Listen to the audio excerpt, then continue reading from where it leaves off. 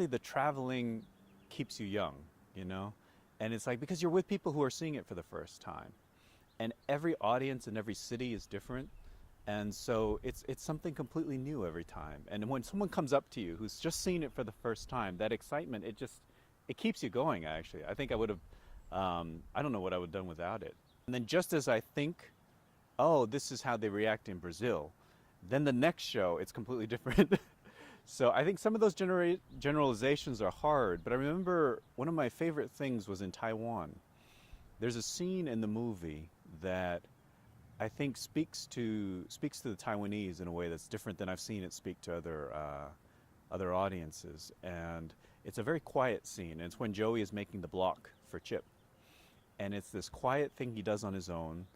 And in Taiwan, there was a lot of people were crying during that scene. Usually, it's kind of um, a throwaway scene for a lot of people. There's usually not much of a reaction, but I thought that's really interesting, and I thought about it, and I'm like, okay, well, that makes a lot of sense. You know, that's sort of a very Taiwanese form of expression of love.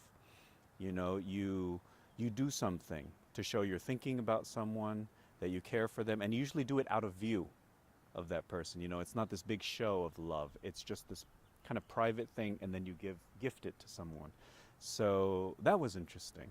You know, a good review is one thing, but I think a really thoughtful review, and especially a review that's out of the ordinary. I think whenever I read someone and it's like, you know, they're not just turning in a review, this is about more than a deadline.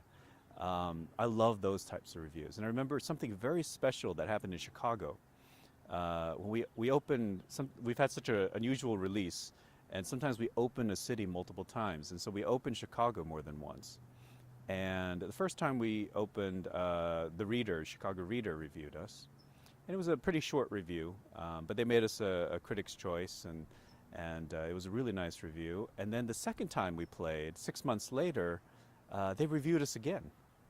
And it was the same reviewer, and it was, I don't know, 4 or 5 times as long, the review.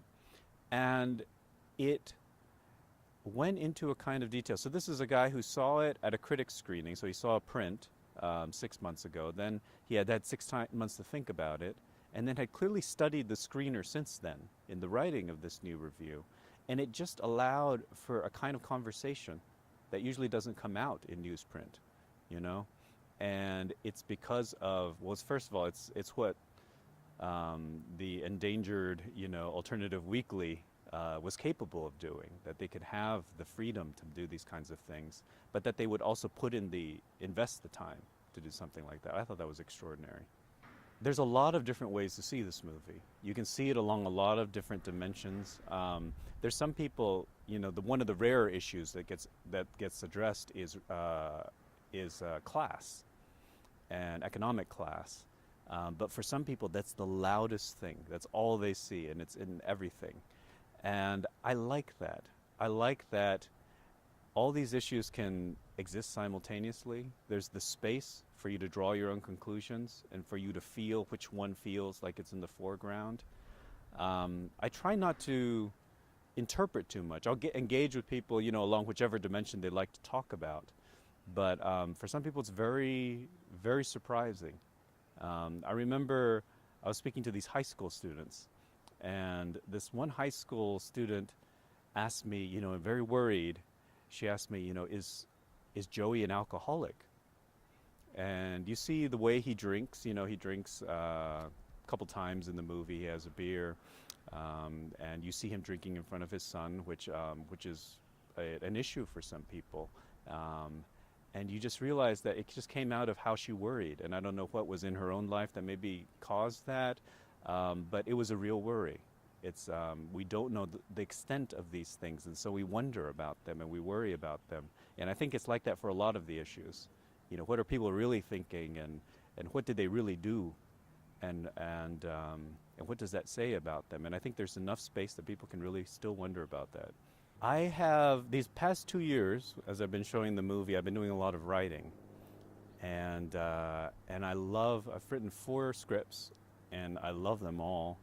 And I'm not quite sure which one's going to come into the foreground next, you know. So, but it's nice to have that, and it's nice I'll probably keep writing.